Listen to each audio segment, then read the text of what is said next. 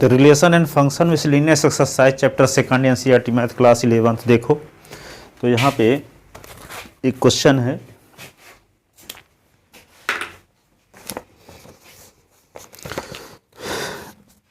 ये है let f is equal to आपको दिया है इस प्रकार से 1 1 2 3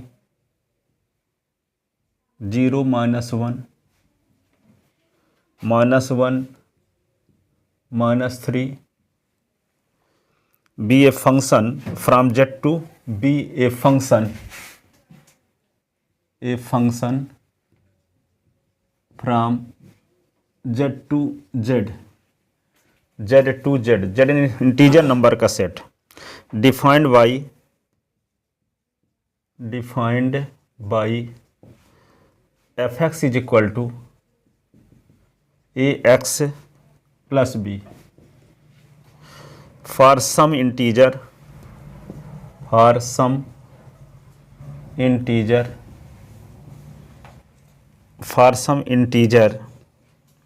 A B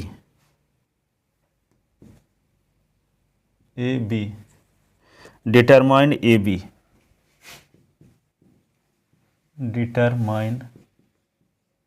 A and B given fx is equal to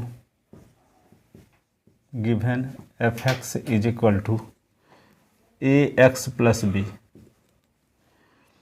for x is equal to 1 fx is equal to 1। देखो यहाँ पे इसका मतलब s की वैल्यू 1 तो फंक्शन की वैल्यू 1, इसका मतलब ये हुआ। s की वैल्यू 2 तो फंक्शन की वैल्यू 3, s की वैल्यू 0 तो फंक्शन की वैल्यू -1, s की वैल्यू -1 तो फंक्शन की वैल्यू -3। तो यही हुआ कि s इज इक्वल टू 1 तो फंक्शन की वैल्यू 1, इसीलिए 1 1 लिखा है। एक s की वैल्यू है, एक फंक्शन की वैल्यू है, s की वैल्यू है, ये फंक्शन की वैल्यू है, ये s की वैल्यू है, ये फंक्शन की वैल्यू है, ये s की वैल्यू है, ये फंक्शन की वैल्यू है। ठीक है, तो यहाँ पे s इज इक्वल टू 1 तो F S is equal to 1। अब F S is equal to आपके पास क्या है, A X plus B is equal to 1। अब s की वैल्यू 1 रख दो तो a into 1 plus B is equal to 1, तो a plus B is equal to क्या होगा 1, a plus B is equal to क्या हो गया 1। अब एक और इक्वेशन चाहिए, at x is equal to 2 for x is equal to 2, तो F x is equal to क्या है, जब s की वैल्यू 2 तो एफ एस की वैल्यू क्या है 3, f S is equal to 3, तो एफ एस के स्थान पे क्या लिख दें A X plus B is equal to 3, I S की वैल्यू क्या रख दें 2, तो a into 2 plus B is equal to 3, तो 2a plus B is equal to 3। अब ये इक्वेशन फर्स्ट को इक्वेशन सेकंड को एलिमिनेशन मेथड से सॉल्व कर लो या सब्स्टिट्यूशन मेथड से। ठीक है, तो क्या करेंगे सब्ट्रैक्ट करेंगे तो b कट जाएगा कि नहीं, तो सब्ट्रैक्टिंग इक्वेशन तो 1 minus second from first minus second, तो क्या होगा a plus b minus 2a plus B is equal to 1 minus 3, तो a plus b minus 2a minus b is equal to -2, b cut गया तो a minus 2a तो minus a is equal to -2, तो minus minus cut गया तो a is equal to 2। Putting the value of a in equation first, putting the value of a in equation first, तो a plus B is equal to 1, a की value 2 plus B is equal to 1, तो b is equal to 1 minus 2, तो b is equal to -1, b is equal to 1 -1, hence a is equal to 2 अब b is equal to -1, ये answer हो गया। ठीक है, ए और बी की वैल्यू निकालना था। ये क्वेश्चन नंबर 8 है मिसलेनियस का। ठीक है, अब देखो क्वेश्चन नंबर फर्स्ट क्या दिया है।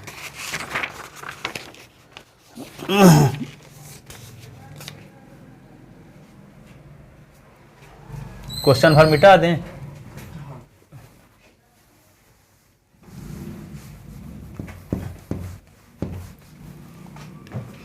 the relation f is defined by the relation F is defined by F x is equal to ऐसे X square 0 is less than S is less than क्या 3x 3 is less than x is less than 10. The relation G is defined by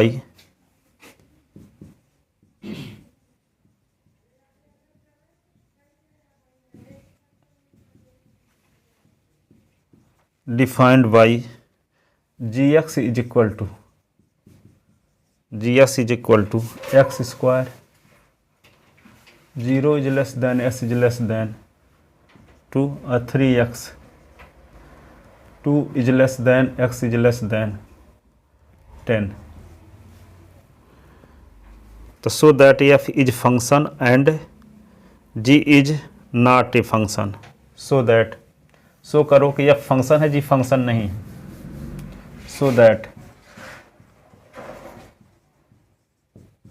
f is function and g is not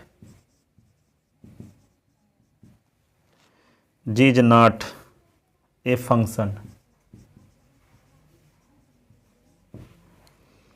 तो F x is equal to solution देखो F x is equal to x square is well defined in the interval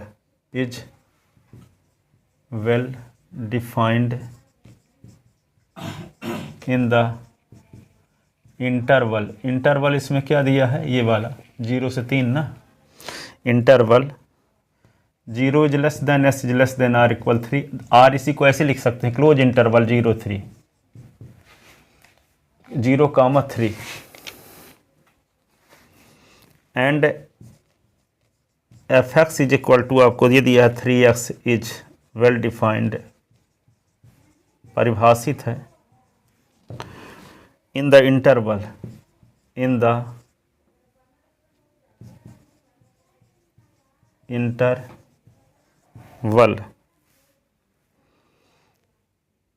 interval 3 is less than x is less than 10. That is इसी को क्या बोल सकते हो r close interval 3 और 10. Close interval 3. अब देखो कॉमन वैल्यू इसमें दोनों में क्या है 3 इसमें भी शामिल है 3 इसमें भी शामिल है. देखो ना इस इंटरवल की बात करते हैं तो 3 इसमें भी शामिल है. देखो इक्वल 3 लिखा है यहाँ इक्वल 3. तो 3 पर तो ये कहने का मतलब 3 पर f x is equal to x square है 3 पर f x is equal to 3s भी है क्योंकि 3 तो इसमें भी शामिल ना है. कहने का मतलब कि ये जो पॉइंट है 0 से 3 तो यहाँ पे इक्वल एस की वैल्यू 3 पर f x is equal to x square भी है और एस इज इक्वल टू 3 पर f x is equal to 3s भी है. ठीक है. तो यहाँ पे देखते हैं कि 3 पॉइंट पर दोनों की वैल्यू सेम आती है कि अलग अलग आती है ये देखते हैं. ठीक है. तो at x is equal to 3 x is equal to 3 क्यों लेते हैं क्योंकि एस इज इक्वल टू 3 ही ऐसा पॉइंट है जो दोनों इंटरवल में है. ठीक है. At x is equal to 3 देखो इस इंटरवल में भी 3 शामिल है इस इंटरवल में भी 3 शामिल है. तो at x is equal to 3 तो f from f x is equal to x square. तो एफ 3 इज इक्वल टू क्या होगा 3 का स्क्वायर. तो 3 का स्क्वायर क्या होगा 9 and from f x is equal to 3s से क्या होगा f 3 is equal to 3 into 3 तब भी क्या आया 9. तो f is defined at x is equal to 3 so f is function. अब दोनों वैल्यू में यूनिक वैल्यू आ रही सेम वैल्यू आ रही अलग अलग वैल्यू नहीं आ रही है. ये इस पर वैल्यू अलग आ गई होती इस पर वैल्यू अलग आ गई होती तो हम कहते कि एफ फंक्शन नहीं है. लेकिन एस इज इक्वल टू 3 पर दोनों फंक्शन से वैल्यू सेम आ रही है इससे ये साबित हुआ कि फंक्शन एफ क्या है रिलेशन एफ क्या है फंक्शन है. ठीक है. अलग अलग वैल्यू आई होती दोनों फंक्शन से तो फंक्शन ना होता लेकिन संयोग बस दोनों से सेम वैल्यू आ रही है कि नहीं. Therefore, f is defined at s is equal to 3. s is equal to 3. So f is function, F is function, ठीक है। अब एफ की वैल्यू यहाँ 8 9 आई है, यहाँ 7 आ गई होती तो कहते हैं F is not defined at S is equal to 3, ठीक है।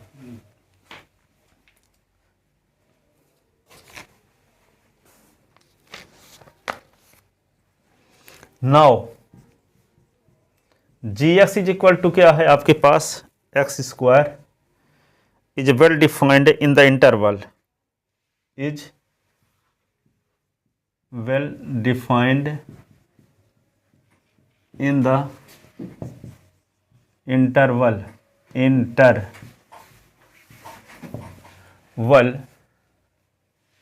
0 is less than S is less than 2, that is कौन सा इंटरवल, क्लोज इंटरवल 0 से 2, and G x is equal to 3x is well defined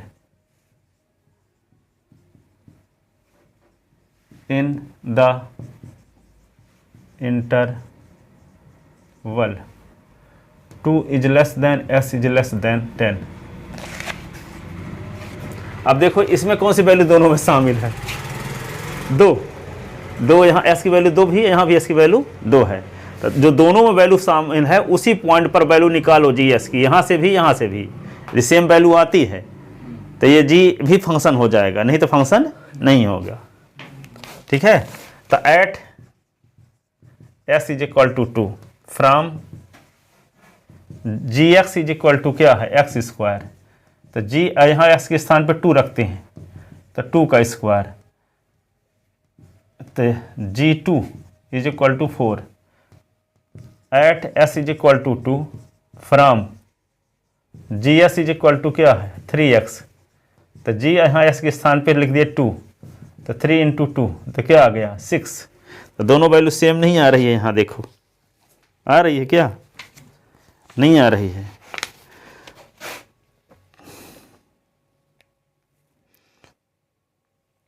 तो यहाँ लिखो relation on G has two value 4 and 6 at s is equal to 2, so relation G is not a function, so relation G is not a function, function होने के लिए same value आनी चाहिए each condition में।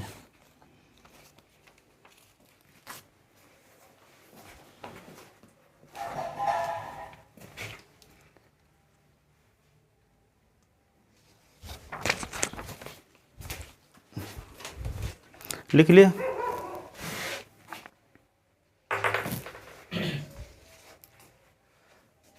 तो ये miscellaneous का पहला क्वेश्चन है, ये बहुत इंपॉर्टेंट भी है, दोनों में डिफरेंस समझ में आ जाता है कि रिलेशन कौन है फंक्शन कौन है। जी रिलेशन तो है लेकिन फंक्शन नहीं है, लेकिन यह फंक्शन है।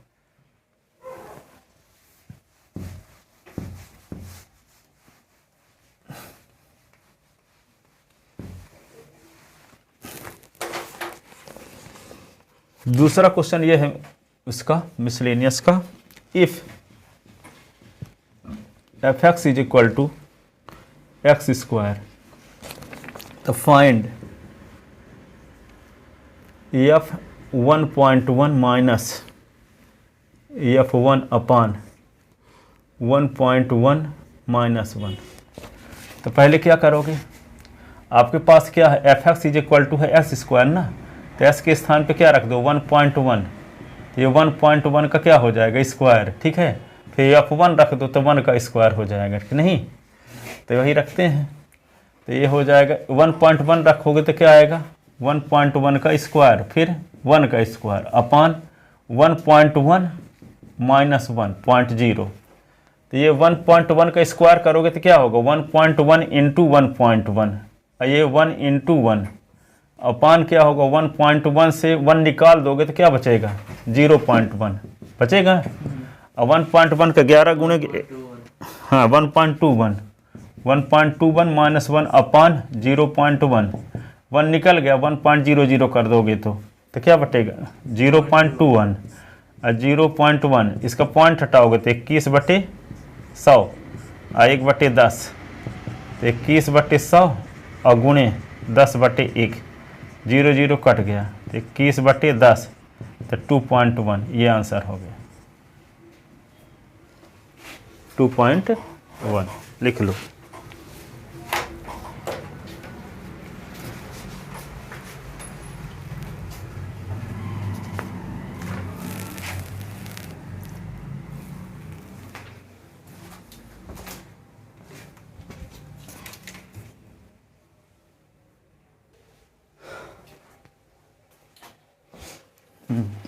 लिख ली इसको।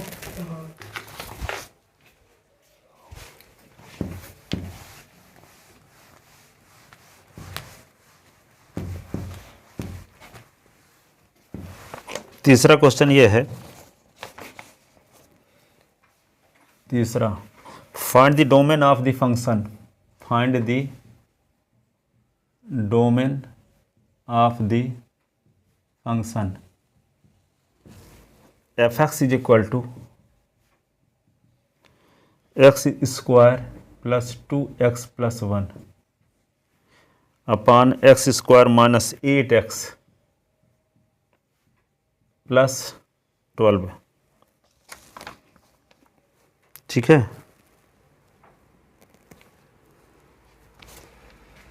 द गिवन फंक्शन, जिस फंक्शन पर जिन जिन मानों पर ये फंक्शन डिफाइंड होगा वही उस फंक्शन का क्या होगा, डोमेन। तो डिफाइंड कब जब नहीं होगा, जब अपॉन 0 हो जाए। एस की ऐसी वैल्यू जिसको रखने से डिनोमिनेटर 0 हो जाए उस पर फंक्शन डिफाइंड नहीं होगा, इसके अलावा सब पर डिफाइंड होगा। तो इसका मतलब डिनोमिनेटर का जो जीरोज होगा उसको निकाल लिया जाए कि कौन सी वैल्यू रखने से डिनोमिनेटर 0 हो जाएगा, उसी पॉइंट पर फंक्शन डिफाइंड नहीं होगा और सारी रियल नंबर पर होगा, और सारी रियल नंबर पर होगा। तो given function f(x) is not defined if denominator is equal to 0। ठीक है, ठीक है, तो क्या लिखोगे, the given function, the given function does not defined if denominator is equal to 0। तो x² minus 8x plus 12 is equal to 0, इस पर डिफाइंड नहीं होगा, जिस पर वैल्यू 0 होगी। तो होगा क्या, तो x² 12 का फैक्टर क्या होगा, 6 दूना 12 ना, तो x², तो 6 दूनी 12 तो आएगा नहीं, आ जाएगा, हाँ 6x minus 2x plus 12 is equal to 0। तो s कॉमन तो s माइनस 6 माइनस 2 कॉमन तो s minus 6 is equal to 0। तो s minus 6 x minus 2 is equal to 0। तो s is equal to 2, s is equal to 6। ठीक है, तो इसका मतलब 2 पर 0 हो जाएगा, 2 पर फंक्शन डिफाइंड नहीं होगा, 6 पर डिफाइंड नहीं होगा। तो जिस पर फंक्शन डिफाइंड नहीं होगा वे डोमेन का सदस्य नहीं हो सकता। ठीक है, hence domain of given function, domain of AF, तो क्या लिख दोगे, R माइनस सिंगल सेट 2,6 ऐसे। रियल नंबर के सेट में से 2 एलिमेंट को निकाल दो, 2 और 6, क्यों कि 2 और 6 पर इन्फिनिटी हो जाएगा, क्योंकि बटे वाला पद 0 हो जाएगा। तो किसी नंबर में 0 का भाग दोगे तो इन्फिनिटी हो जाएगा। तो 2 रखने से 0 होगा और 6 रखने से 0 होगा। तो फंक्शन डिफाइंड नहीं होगा 2 और 6 पर, और बाकी हर एक रियल नंबर पर होगा। ठीक है, तो जिस पर फंक्शन डिफाइंड होता है वही है डोमेन। ठीक है, तो डोमेन किस वैल्यू पर डिफाइंड, हर एक वैल्यू पर डिफाइंड है 2 और 6 को छोड़कर, 2 और 6 को छोड़कर। तो रियल नंबर के सेट में से 2 एलिमेंट को निकालना है, तो माइनस लगा दिए कि अब रियल नंबर के सेट में से 2 एलिमेंट को छोड़ करके बाकी जो रियल नंबर में एलिमेंट बचे हैं सब पर फंक्शन डिफाइंड है। तो जिस पर फंक्शन डिफाइंड होता है वही कहलाता है डोमेन। ठीक है, जब रियल फंक्शन रहता है, यहाँ पे रूट वाला तो है नहीं, रूट वाला होता है जिस पर रियल वैल्यू आती है, इमेजिनरी वाली वैल्यू नहीं आती, उस पर फंक्शन डिफाइंड माना जाता है। तो ये हो गया डोमेन इसका। लिख लो इसको, लिख ले।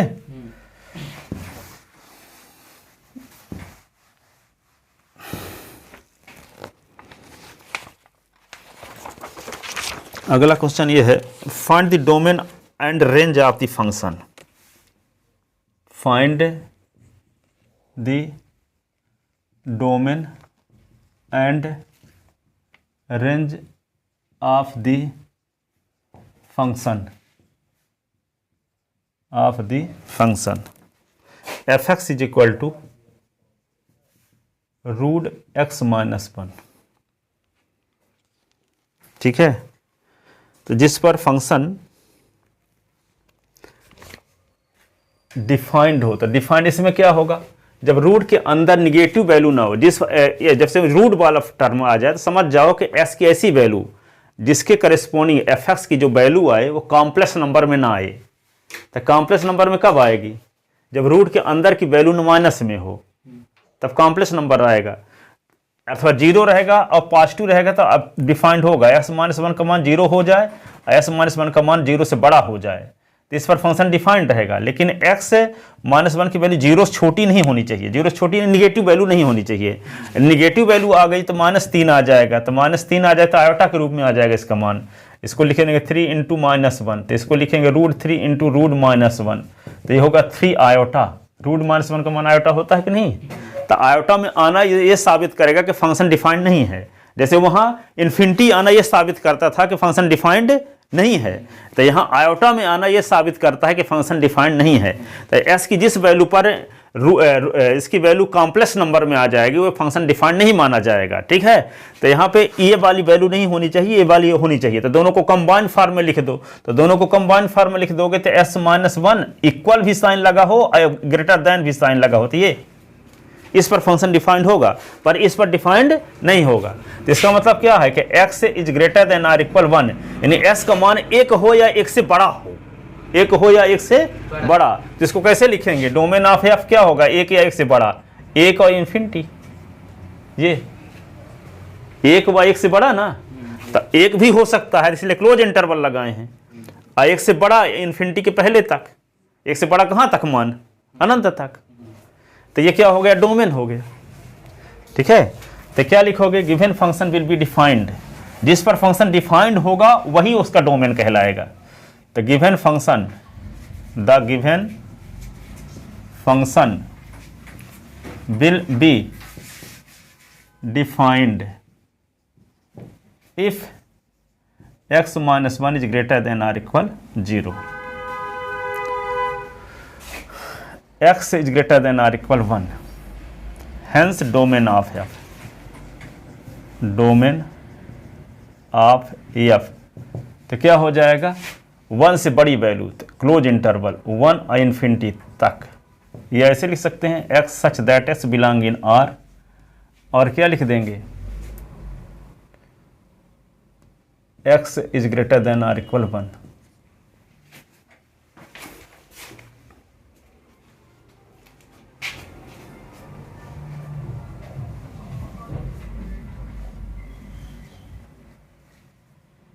ठीक है, x belong in R, x is greater than, ये।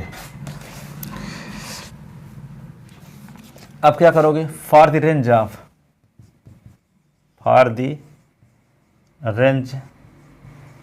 fx let y is equal to fx, for the range of fx let y is equal to fx। तो fx के स्थान y लिख लो, fx के स्थान पे क्या लिख दो, रूट x माइनस 1। अब रूट हटाने के लिए क्या किया जाता है,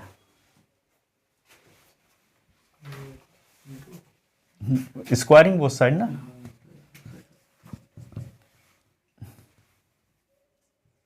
x माइनस 1, तो y square plus 1 is equal to x। But आपको ये पता है, but x is greater than or equal 1, तो x के स्थान पे वैल्यू रख दो, y square plus 1 is greater than or equal 1, तो y square is greater than or equal 1 minus 1, तो y square is greater than or equal 0। y square का मान 0 या 0 से बड़ा।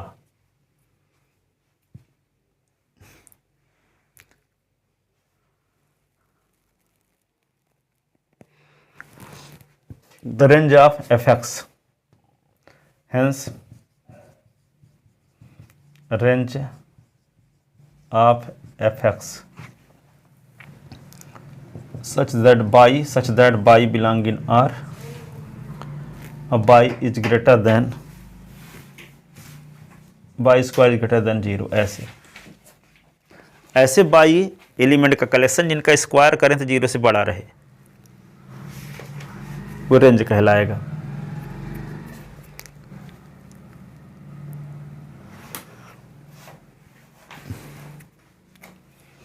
जिनका स्क्वायर करें तो 0 से बड़ा रहे, तो स्क्वायर तो ऐसे भी जानते हैं 0 से बड़ा सब रहेगा, किसी भी नंबर के स्क्वायर करते 0 से बड़ा ही रहेगा।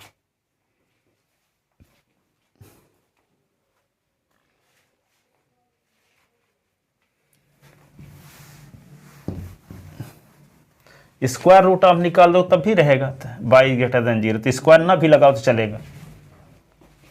दोनों पक्षों के स्क्वायर रूट आप लगा दिए।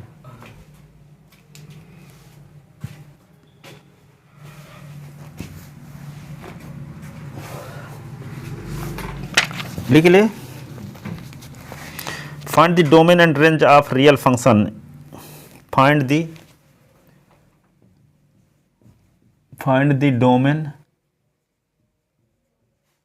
Domain and range of real function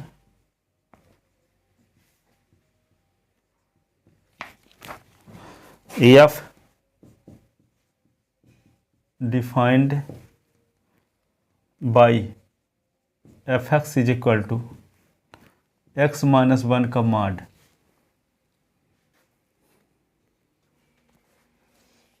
ठीक है, तो ये फंक्शन डिफाइंड तो हर एक पर होगा, इन्फिनिटी किसी हालत में होगा ही नहीं। देखो नंबर लाइन का कोई भी पॉइंट एस के स्थान पे रख दो, इन्फिनिटी किसी हालत में नहीं आएगा, चाहे 0 रख दो, चाहे 1 रख दो, चाहे 2 रख दो। नंबर लाइन में कश्मीर से कन्याकुमारी माइनस इन्फिनिटी से इन्फिनिटी के बीच कोई भी वैल्यू एस के स्थान पे रखोगे तो इन्फिनिटी आने का चांस नहीं है। इसका मतलब इस फंक्शन का, इसका नाम रियल फंक्शन इसीलिए लिखा गया है कि इस फंक्शन का डोमेन रियल नंबर है।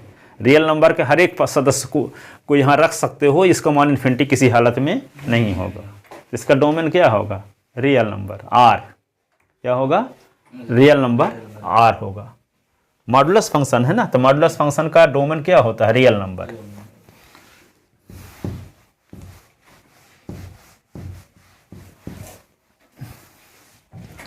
Clearly value of FX, clearly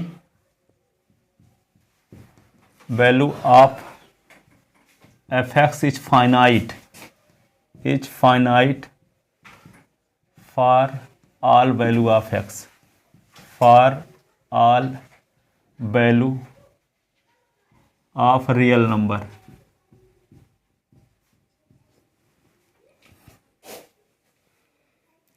so domain of F x तो क्या होगा? रियल नंबर या x such that x belong in are, x belong in are, ये डोमेन हो गया।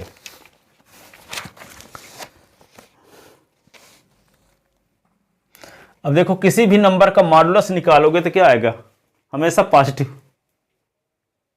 किसी भी नंबर का मॉड निकाल तो हमेशा पॉजिटिव, तो फंक्शन की वैल्यू क्या आएगी? पॉजिटिव नंबर आएगी। निगेटिव नंबर किसी हालत में आएगी ही नहीं। तो 0 से बड़ी नंबर ना होगा रेंज। फंक्शन की जो वैल्यू जो आ सकती है वो रेंज है। ठीक है, और फंक्शन जिस पॉइंट पर डिफाइंड होता है वही है डोमेन। फंक्शन जिस पॉइंट पर डिफाइंड होता है वही है डोमेन।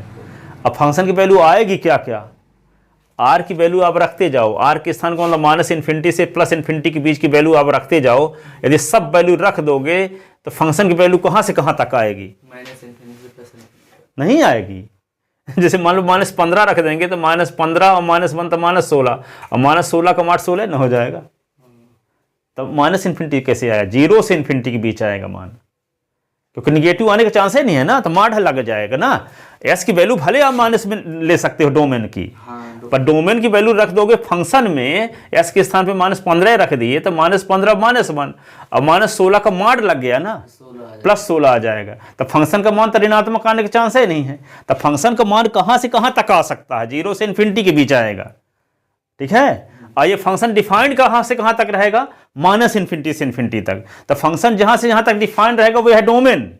अब फंक्शन की वैल्यू कहाँ से कहाँ तक आने वाली है? जीरो से इन्फिनिटी के बीच आने वाली है, निगेटिव आने वाली नहीं है। ऐसी कौन सी वैल्यू है? डोमेन तो आप जानते हो कि माइनस कश्मीर से कन्याकुमारी, यानी माइनस इन्फिनिटी से प्लस इन्फिनिटी के बीच कोई भी वैल्यू आप रखने के लिए यहाँ रख सकते हो, तो फंक्शन डिफाइंड रहेगा, वही है डोमेन। पर हम माइनस इन्फिनिटी से इन्फिनिटी के बीच की वैल्यू जितनी होती हैं सब रख दो, तब जो फंक्शन की वैल्यू आएगी वो जीरो और इन्फिनिटी के बीच आएगी, निगेटिव कभी नहीं आएगा। आएगा -87 भी रख दो यहाँ, तो -87 और -1 क्या होगा? -88, प्लस 88 ना आ जाएगा, तो प्लस 88 कहाँ होगा? जीरो से इन्फिनिटी के बीच ना रहेगा। जीरो कब होगा? एस का मान 1 रख दिए, तो 1 -1, तो 1 -1 क्या होगा? जीरो। जीरो का मान 0 है, तो फंक्शन का मान 0 भी ना आ सकता है। तो क्या हुआ? जीरो से शुरू होगा और कहाँ तक जाएगा? इन्फिनिटी तक। ठीक है, तो फंक्शन की value since for all x belong in R, value of fx is non-negative,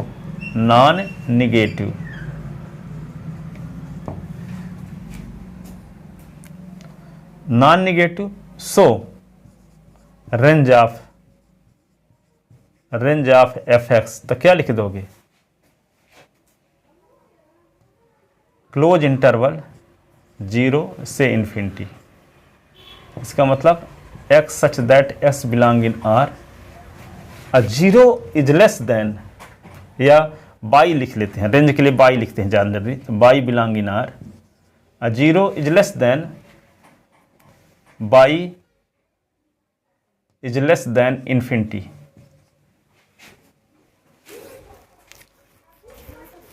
zero हो सकता है बाई का मान इन्फिनिटी के पहले।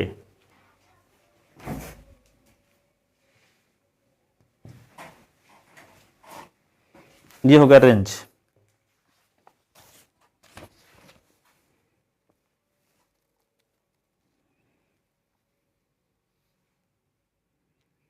लिख ले।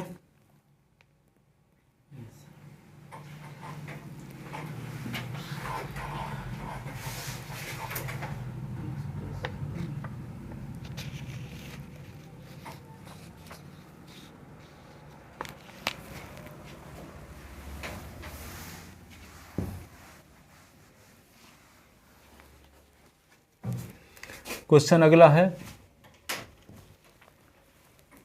Late g from R to R, एक फंक्शन R से R में g परिभाषित है, बी डिफाइंड रिस्पेक्टिवली,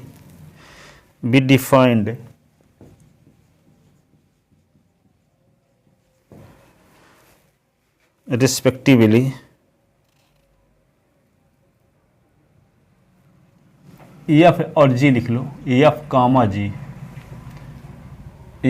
जी डिफाइंड है कहाँ से? आर से R B,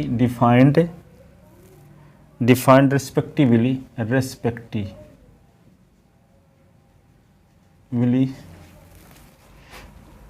by F x is equal to X plus 1, G S is equal to 2x minus 3। तो find F plus G, F minus G and F upon G, ठीक है। तो यहाँ पे क्या लिखोगे?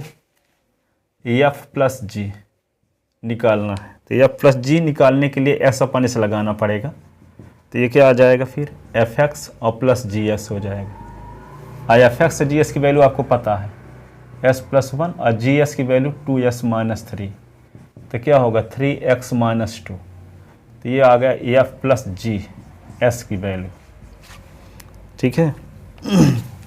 दूसरा क्या निकालना है आपको? ये फर्स्ट हो गया, एफ माइनस जी, यहाँ एस लगा दो तो इसको लिख दोगे एफ एक्स माइनस जी एक्स। एफ एस की वैल्यू क्या है? एस प्लस 1, और जी एस की वैल्यू क्या है? 2s माइनस 3, ये होगा s plus 1 minus 2s plus 3, तो माइनस एक्स प्लस 3 प्लस 4 हो जाएगा, तो एफ माइनस जी ये एक्स ये आ गया। तीसरा क्या है, एफ अपान जी, एफ अपान जी। तो यहाँ पे क्या निकालने के लिए क्या करोगे, इसमें एस लगाना पड़ेगा, तो इसका क्या होगा, एफ एक्स अपान जी एक्स। एफ एक्स की वैल्यू क्या है, एस प्लस 1, जी एस की वैल्यू 2s माइनस 3। ठीक है, ये आ गया, लिख ली इसको।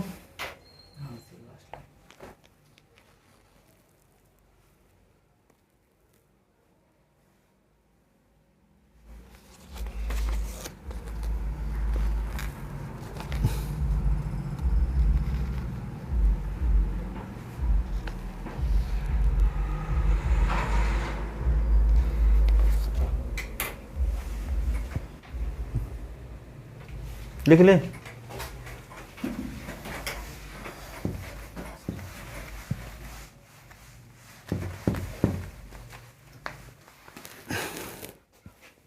अगला क्वेश्चन ये है, let A is equal to एक सेट दिया है जिसके एलिमेंट है 1 2 3 4, 1 2 3 4। अब B is equal to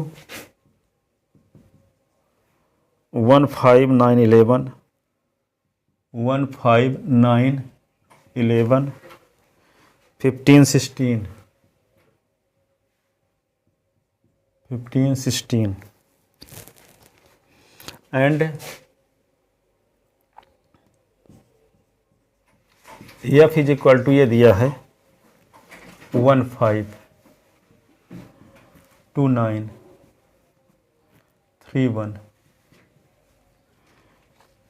4 5 4 5 2 11 2 11। Are the following true? Are the following true? Number first, F is relation from A to B. F is relation from A to B। और दूसरा, F is function from A to B। F is function from A to B। Justify your answer in each cases। Justify your answer in each cases। each cases। अब देखो ये कहता है कि F A से B में relation है कि नहीं है, एफ ए से बी में फंक्शन है कि नहीं है। सुनो, अब ये जानते हो कि आपको ये बताया गया था कि ए क्रॉस बी के जितने सबसेट होते हैं सब रिलेशन होते हैं। तो यदि हम ए और क्रॉस बी निकालेंगे तो देखो यहाँ पे फर्स्ट नंबर देखते हैं, ए है इज इक्वल टू 1 2 3 4 और बी इज इक्वल टू क्या है 1 5 9 11 15 16। ठीक है, तो यहाँ पे ए क्रॉस बी जब निकालोगे तो क्या आएगा 1 1 1 5 1 9 1 11 1 15 1 16, ये हुआ। फिर क्या लिखोगे 2 1 2 5 2 9 2 11 2 11 2 11 2 15 और 2 16। फिर क्या आएगा 3 1 3 5 3 9 3 11 3 15 3 16 4 1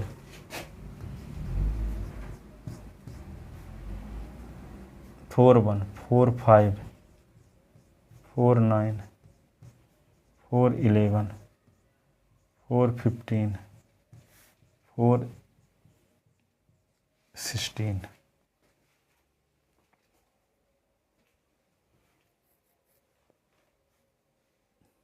A क्रॉस B के ये एलिमेंट है ना, A क्रॉस B के एलिमेंट। ठीक है, अब देखो ये देखना है कि F के पूरे एलिमेंट A क्रॉस B में है कि नहीं है। तो 1 5 देखो तो 1 5 है, 2 9 देखो तो 2 9 भी है क्या, 2 9 है, 3 1 3 1 4 5 2 11। इसका मतलब F के सभी एलिमेंट A क्रॉस B में कंटेन है, तो यह सबसेट हो गया। तो हर एक सबसेट A क्रॉस B का हर एक सबसेट रिलेशन होता है। ठीक है, तो यहाँ पे F रिलेशन क्यों है, क्योंकि F के सभी एलिमेंट A क्रॉस B में कंटेन है। F के सभी एलिमेंट A क्रॉस B में कंटेन है, तो F क्या है, सबसेट है A क्रॉस B का, और A क्रॉस B का हर एक सबसेट रिलेशन होता है। तो ये भी एक सबसेट है, और सबसेट होने की वजह से क्या है, एक रिलेशन है। A क्रॉस B के जितने सबसेट होंगे वो सब रिलेशन होंगे। तो A क्रॉस B के कितने सबसेट होंगे, तो 1 2 3 4 5 6 7 8 9 10 11 12 13 14 15 16 17 18 19 20 21 22 23 24 2 की पावर 24 सबसेट बनेंगे। जैसे आप जानते ना हो कि A में एलिमेंट A और B हैं, तो कितने सबसेट बनते हैं, टोटल 4 ना, 2 की पावर 2 यानी 4 सबसेट बनते हैं। कौन कौन, A B A B और फाई, यही ना। तो गिनती करो 1 2 3 4, इसके सभी एलिमेंट इसमें हैं, इसके सभी एलिमेंट इसमें हैं, इसके सभी एलिमेंट इस फाई हर एक का सबसेट होता है। तो यहाँ 2 एलिमेंट तो 2 की पावर 2 सबसेट बने, गिन लिए तो 4 आया। 3 एलिमेंट तो 2 की पावर 3 8 सबसेट बनते कि नहीं। तो यहाँ पे किसी सेट के कितने सबसेट बने, तो इसमें 24 एलिमेंट हैं, तो 2 की पावर 24 सबसेट बनेंगे। तो 2 की पावर 24 रिलेशन हो सकते हैं। तो 2 की पावर 24 में से एक ये भी होगा, 2 की पावर 24 से सबसेट बनेंगे, उनमें से एक ये भी होगा, क्योंकि इसके सभी एलिमेंट इसमें कंटेन हैं। तो F के जब सभी एलिमेंट इसमें कंटेन है, इसलिए F सबसेट हुआ A क्रॉस B का। इसलिए F क्या है, A से B में रिलेशन है, A से B में रिलेशन है। ठीक है, लेकिन फंक्शन होने के लिए हर एक एलिमेंट का इमेज यूनिक होना चाहिए। ठीक है, तो जैसे 2 का इमेज 9 पर भी बनता है और 2 का इमेज 11 पर भी बनता है, तो यहाँ 2 का इमेज से डिफरेंट बन रहा है ना, जबकि हर एक एलिमेंट का इमेज यूनिक होना चाहिए। लेकिन हर एक एलिमेंट का इमेज क्या होना चाहिए, यूनिक। लेकिन यहाँ 2 का इमेज एक ही बन रहा है, 2 का इमेज अलग अलग, 2 का भी इमेज 9 पर भी बन रहा है और 2 का इमेज 11 पर भी बन रहा है। ठीक है, 2 का इमेज 2 स्थानों पर बन रहा है, जबकि एक ही स्थान पे बनना चाहिए एक एलिमेंट का इमेज। ठीक है, इसलिए ये फंक्शन नहीं है लेकिन रिलेशन है। जैसे मान लेते हैं कि यहाँ पे वेन डायग्राम बनाएंगे, तो 2 संबंधित है किससे, 2 संबंधित है किससे, 9 से भी और 2 11 से भी। तो 2 का यूनिक इमेज नहीं बन रहा है, एक ही स्थान पे एक एलिमेंट का इमेज नहीं बन रहा है F के द्वारा, इसलिए ये फंक्शन, ये रिलेशन F फंक्शन नहीं है।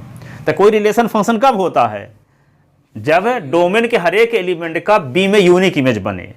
तो डोमेन के हर एक एलिमेंट का, तो डोमेन के एलिमेंट 2 का इमेज को डोमेन में यूनिक नहीं बन रहा है, तो यूनिक नहीं बन रहा, 2 स्थानों पर बन रहा है, इसलिए ये वाला रिलेशन F फंक्शन नहीं है, रिलेशन F फंक्शन नहीं है। लेकिन रिलेशन क्यों है, क्योंकि F के सब एलिमेंट A क्रॉस B में कंटेन है, अर्थात F सबसेट है A क्रॉस B का, इसलिए F रिलेशन है। ठीक है, बात समझ में आई।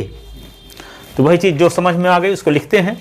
तो since all element of F is also contain in A cross B, लिखो since all element of F is also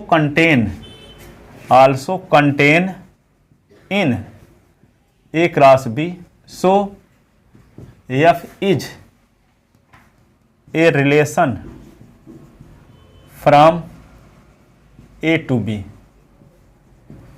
because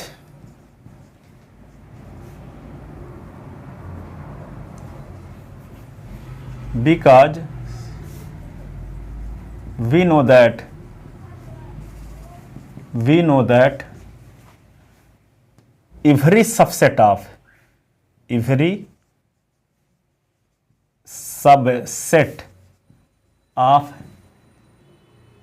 A cross B is a relation from A to B,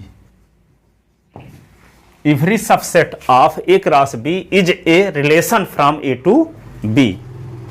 ठीक है, हर एक सबसेट रिलेशन होता है, तो यह भी एक सबसेट है, इसलिए रिलेशन है।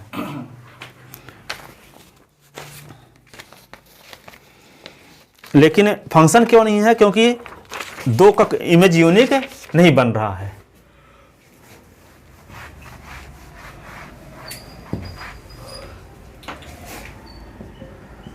Here relation f is not function